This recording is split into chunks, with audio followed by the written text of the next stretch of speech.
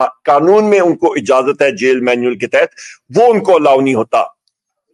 वहां पे chief justice साहब को हमने इस चीज का भी बावर कराया कि जो जेल मैनुअल है और कानून, उसकी धज्जियां जो हैं वो उड़ाई जा रही हैं। तो ये वो चीजें हैं जो कि आपके लोअर जुडिशरी में जो ये हालात हो रहे हैं, तो आइन और कानून तो बहुत दूर की बात है, ये सब का सब जो आपका लोअर कोर्ट्स में हो रहा है, वजीर आजम इमरान खान साहब से, बुशरा बीबी साहिबा से, हमारे बाकी साथियों के साथ, तो ये आप अंदाजा लगा सकते हैं कि कौन सा कानून और कौन सा आइन। यहां पे इस वक्त डॉक्टर बाबर अमान साहब ने बहुत अहम पॉइंट उठाया था कि हमारे मुख्तलिफ लीडरान, उनके जो ट्रायल्स हुए थे वो ओपन कोर्ट में हुए थे, वो जेल में नहीं हुए थे, और ये भी हमने उनको बताया। फिर उनको हमने बताया डॉक्टर यास्मीन राशिद साहिबा के हवाले से, इजाज चौधरी साहब के हवाले से, उमर चीमा साहब के हवाले से, मियां महमूद रशीद साहब के हवाले से, हसन न्याजी साहब, हमारे बाकी लीडरान, हमारे वर्कर्स जो कि फॉल्स और बोगस FIRs में उनको अंदर बंद किया हुआ है, हमारे मुख्तलिफ वकला हजरात उनको रिप्रेजेंट कर रहे हैं, उनको उनके ऊपर मल्टीपल FIRs दूसरी जगहों में की हुई है, उसके बारे में बताया। और कैसे मुख्तलिफ आपके अदालतों के ऑर्डर्स मौजूद है कि एक FIR में मतलब आप मुख्तलिफ एक ही उस इंसिडेंट के ऊपर मल्टीपल FIRs के ऊपर जो कतकन लगाई है कोर्ट की, वो भी फॉलो नहीं हो रही। मिलिट्री कोर्ट्स के हवाले से वहां पे हमारे सेक्रेटरी जनरल साहब सलमान अकरम राजा साहब ने डिटेल में बात की। मिसिंग पर्संस के ऊपर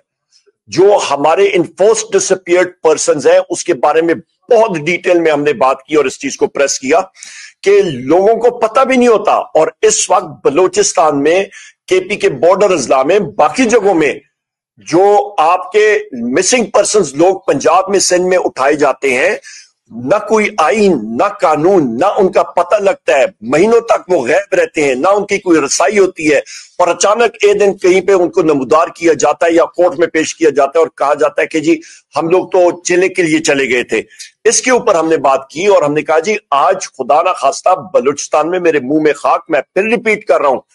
कि जनाब इस वक्त बलूचिस्तान में हालात इस कदर तशवीशनाक हो गए कि आपके 7-8 अजला यूनिलैटरल डिक्लेरेशन ऑफ इंडिपेंडेंस की तरफ वो बात कर रहे हैं। मेरे मुंह में खाक, अल्लाह ताला वो दिन कभी ना लाए। इसके साथ साथ ये हमने बावर कराई बात कि रूल ऑफ लॉ जो है,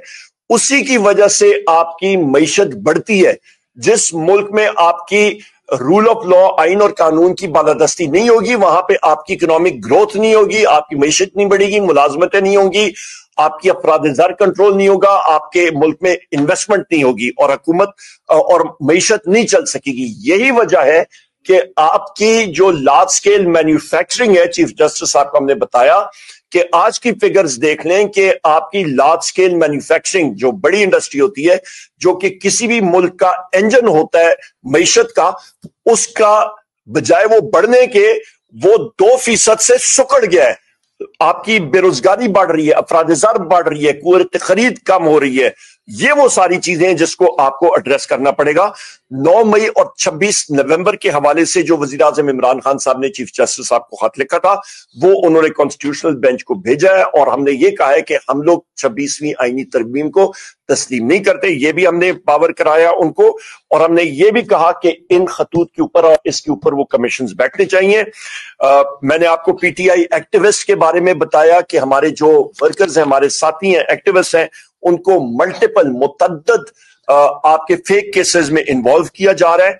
प्रोडक्शन ऑर्डर्स के बारे में बात की कि ये हमारे साथियों का, इजाज चौधरी साहब के प्रोडक्शन ऑर्डर्स, बाकी हमारे पार्लियामेंटेरियंस के प्रोडक्शन ऑर्डर्स, कौन सा आइन, कौन सा कानून, कौन से रूल्स, जब ये सारी चीजें नहीं होती है और पार्लियामेंटेरियंस के प्रोडक्शन ऑर्डर्स और कोर्ट्स के ऑर्डर जो है वो ओपनली उसकी धज्जियां उड़ाई जाती हैं, तो मुल्क तरक्की नहीं कर सकता और आइन और कानून भी आगे नहीं जा सकता।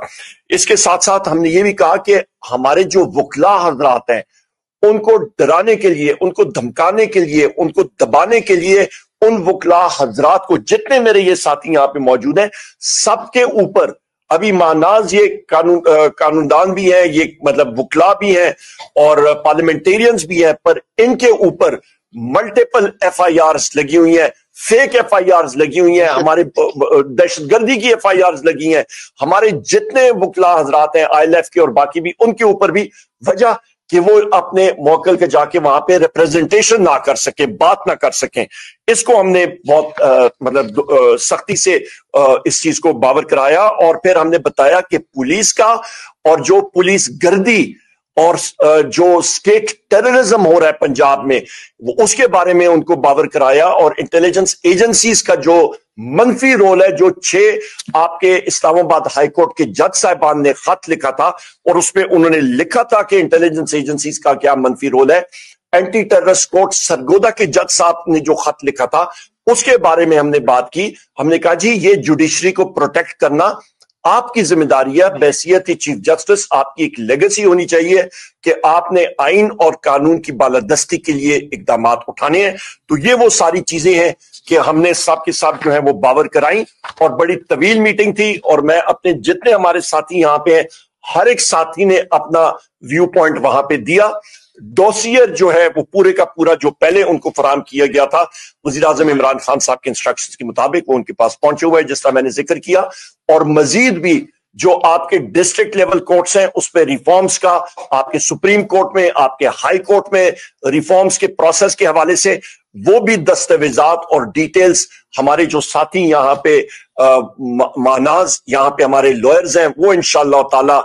وہ دیں گے. اور چیف جسٹس صاحب نے اس چیز کو اپریشیٹ کیا کہ جو ڈیلیگیشن تھا پاکستان تحریک انصاف کا، یہ الحمدللہ ہمارے جو ٹاپ کے پاکستان کے لوئرز ہیں وہ ان کی ریپریزنٹیشن وہاں پہ ہو رہی تھی، اور بہترین انہوں نے اپنا وہاں پہ ویو پوائنٹ دیا. بہت شکریہ جی. Over to you sir.